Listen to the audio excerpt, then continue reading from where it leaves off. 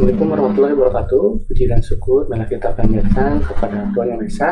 Dengan rahmat-Nya kita bisa diberikan selalu kesehatan dan keselamatan. Terima kasih kepada rekan-rekan mahasiswa ya. Untuk hari ini saya akan memaparkan terkait kategori rumah sakit ya. Bagaimanakah terkait kebakaran yang ada di rumah sakit dan tahapan-tahapan terkait AFI atau fire ya.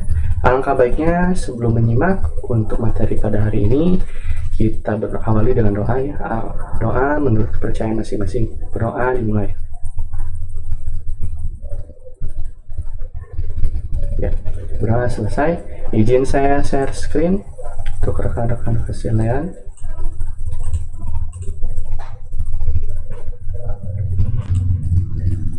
Oke.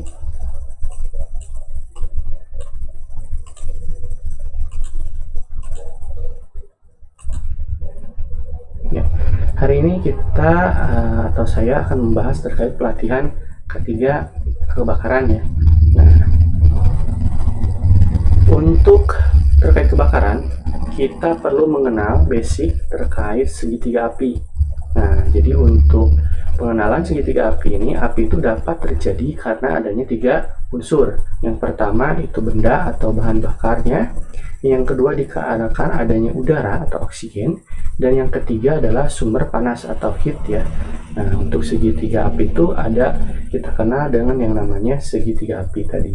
Adanya panas, adanya oksigen, dan adanya bahan bakar. Seperti itu. Oke. Untuk proses terjadinya api terjadi karena bersekutunya atau bersatunya ketiga unsur tadi dari segitiga api pada kondisi tertentu secara cepat dan seimbang. Apabila salah satu unsur tersebut tidak ada atau kadarnya kurang, maka nyala api itu tidak akan terjadi. Contohnya ya, ada panas tadi, ada oksigen dan bahan bakar. Apabila oksigennya tidak ada, otomatis untuk proses terjadinya api itu tidak akan terjadi. Berikutnya, sistem pemadaman. Nah, mengerusakkan salah satu unsur api tersebut merupakan salah satu sistem untuk pemadaman. Misalnya dihilangkan panasnya, maka tidak akan timbul api. Atau dihilangkan oksigennya, maka tidak akan api.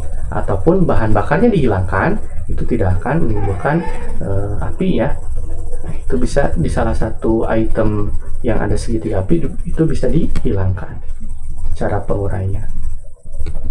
Misalnya ya, pemadaman yang memisahkan tadi menjauhkan benda yang dapat terbakar. Nah, bahan bakarnya dihilangkan, maka tidak akan terjadi api yang sangat besar. Berikutnya cara pendinginan. Nah, pemadaman dengan cara menurunkan panas atau menghilangkan panas air adalah bahan pemadam pokok ya.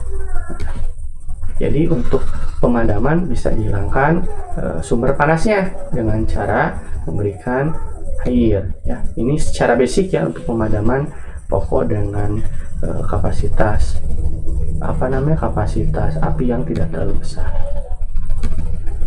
Nah, berikutnya ada cara isolasi atau lokalisasi. Jadi pemadaman dengan jalan menurunkan kadar oksigen 12% dan menutup benda yang terbakar agar tidak bereaksi dengan oksigen. Nah, oke.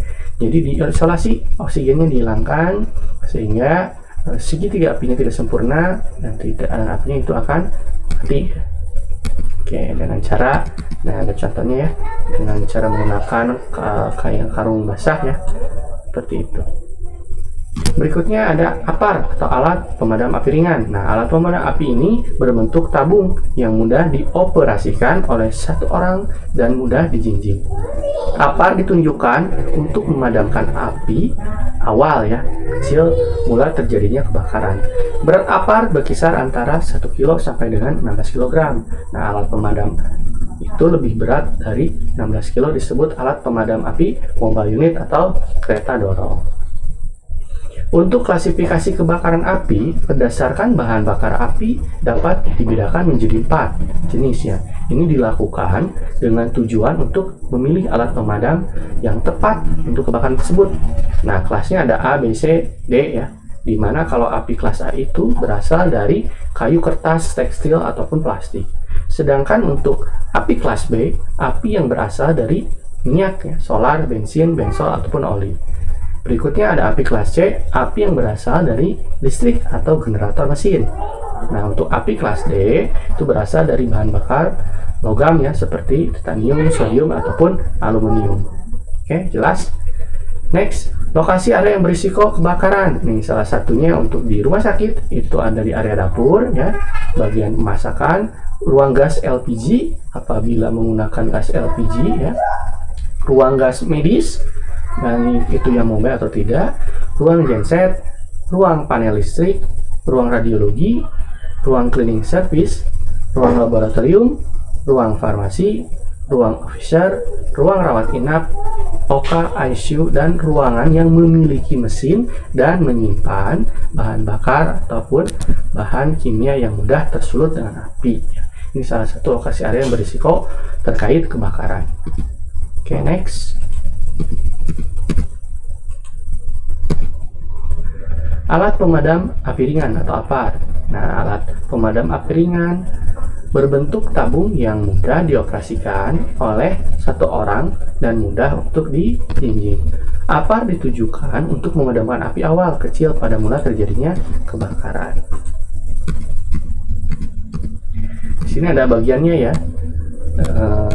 Untuk gambarnya ada bagian label, silinder, ada bagian tuasnya, ada safety pinnya, kunci pengaman sebelum digunakan ya, dengan indikator tekanan atau pressure tinggi, ada juga selang, dan juga ada nozzle ya, corongnya di bagian bawahnya. Oke, adapun jenis atau media APAR, alat pemadam api yang cocok untuk kebakaran ada untuk tadi kelas A, contohnya menggunakan air ya, itu tepat sekali. Apabila menggunakan busa juga bisa, tapi tidak sesuai untuk menggunakan gas CO ataupun kimia kering, itu juga sangat cocok. Dan untuk halon itu untuk api awal bagus ya. Sedangkan untuk alat pemadam api yang cocok untuk kebakaran kelas B itu bisa menggunakan media APARnya busa, CO2, kimia kering, dan halon. Dan untuk bahan bakar cair yang mudah terbakar atau yang larut di dalam air itu busa khusus bisa digunakan, CO, kimia kering, dan juga halon. Nah, untuk bahan gas LPG itu gas CO, kimia kering, atau halon. Untuk peralatan yang bermuatan listrik, CO, kimia kering, atau halon bisa digunakan. Dan untuk kendaraan bermotor itu bisa menggunakan media APAR untuk air ya. Untuk air, untuk busa juga bisa gas CO, kimia kering, ataupun interior dan mesin. Penempatan APAR yang tepat digunakan yaitu harus mudah terlihat ya, jangan disimpan di sembarang tempat. Juga harus mudah terjangkau oleh sumber daya manusia yang ada di rumah sakit. Tersebar, sifatnya tidak terkumpul di satu poin, kecuali untuk APAR yang tidak ada atau kosong. Juga tidak terkunci, sehingga kalau ada kebakaran itu tidak repot-repot untuk mencari kuncinya. Oke, dan sesuaikan dengan situasi dan kondisi. Nah, untuk penggunaan APAR bisa banyak ya untuk kita mengingat terkait penggunaannya. Ini salah satunya ada metode CARRI ya, di mana C yang pertama itu cabut pin pengaman, A-nya itu adalah arahkan nozzle ke pangkal api, yang ketiga ada R-nya itu remas katup APARnya, berikutnya ratakan kiri dan kanannya, dan next-nya itu ikuti arah angin ya. Nah, itu untuk penggunaan APAR. Berikutnya untuk perawatan APAR. Nah, perawatan pemeriksaannya itu membuka bagian APAR, memeriksa bagian APAR, membersihkan bagian yang kotor, memasang kembali, pengisian ulang, penekanan ulang bila perlu, dan hidrostatik test. Nah, untuk perawatan rutin, maka dibuatkan sebuah label dan catatan servis untuk mencatat tunggal dan para pemeriksa. Juga terkait segel dan indikator pemutus dipakai dari bahan kawat halus atau plastik halus yang mudah diputus. Ini untuk perawatan rutin ya. Nah, untuk pemeriksaan rutin, apakah kelengkapan pada APAR ada atau lengkap, seperti kunci pengaman, indikatornya, labelnya, ataupun penutup selangnya. Yang kedua, apakah petunjuk tekanannya oke, atau apakah tabung tidak sifatnya korosi. Nah, berikutnya, apa yang harus dilakukan jika terjadi kebakaran? Nah, itu harus kita ingat ya, poinnya ada yang namanya satpam EV, di mana S-nya itu adalah menyelamatkan yang terdekat, terus yang kedua mengaktifkan kode red, yang ketiga ditutup jendela yang terbukanya karena terkait segitiga api ya. Kalau yang terbuka berarti oksigen yang masuk akan banyak sehingga akan menimbulkan api yang sangat besar. P-nya itu ada padamkan api dengan APAR, M-nya itu matikan listrik dan lift, dan yang keenam E-nya itu evakuasi, baik itu aset, pasien, dan dokumen. Untuk prosedur umum evakuasi, yang pertama itu hentikan semua pekerjaan, tetap tenang, jangan panik, berjalanlah dengan cepat, jangan lari, ikuti arah panah, jalur evakuasi menuju pintu keluar darurat. Nah, yang keempat, setelah keluar dari pintu darurat, ikuti rambu arah evakuasi untuk menuju ke tempat berkumpul, bertuliskan titik kumpul. Nah, berikut ada contoh papan jadwal petugas untuk evakuasi kebakarannya. Maka di setiap lantai itu akan dipasang papan helm safety untuk penjadwalan jadwal evakuasi kebakarannya, di mana ada arti dan tugas helm safety kebakaran. Nah, di mana petugas yang menggunakan helm warna merah bertugas sebagai pengendali api atau alat pemadam api ringan. Berikutnya, mengendalikan dan mengevaluasi pasien dan keluarga pasien ya. Oke, untuk yang kuning. Berikutnya, untuk yang biru, artinya menyelamatkan dokumen penting di bangsal yang bersangkutan. Dan untuk arti helm putih itu menyelamatkan fasilitas medis yang berada di ruangan pavilion. Nah, di sini ada contoh-contoh kode ya, di mana kode brown itu adalah sebuah kode untuk kehilangan atau pencurian. Ada kode orange terkait ancaman akibat bahan kimia, ada kode green terkait kejadian gempa bumi.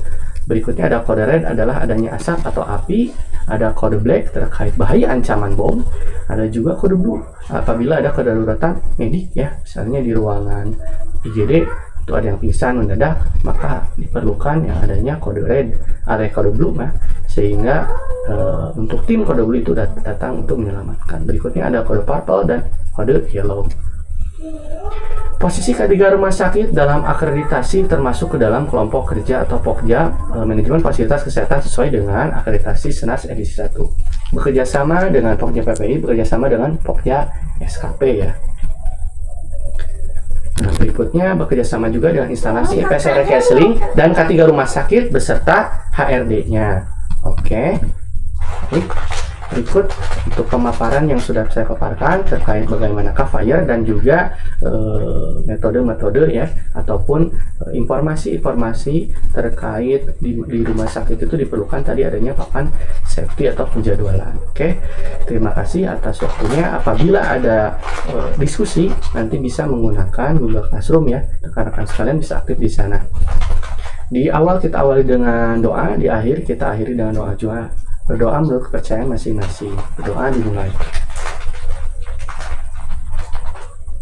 Ya, berdoa selesai. Billahi taufiq wal hidayah. Assalamualaikum warahmatullahi wabarakatuh. Salam sehat untuk kita semua.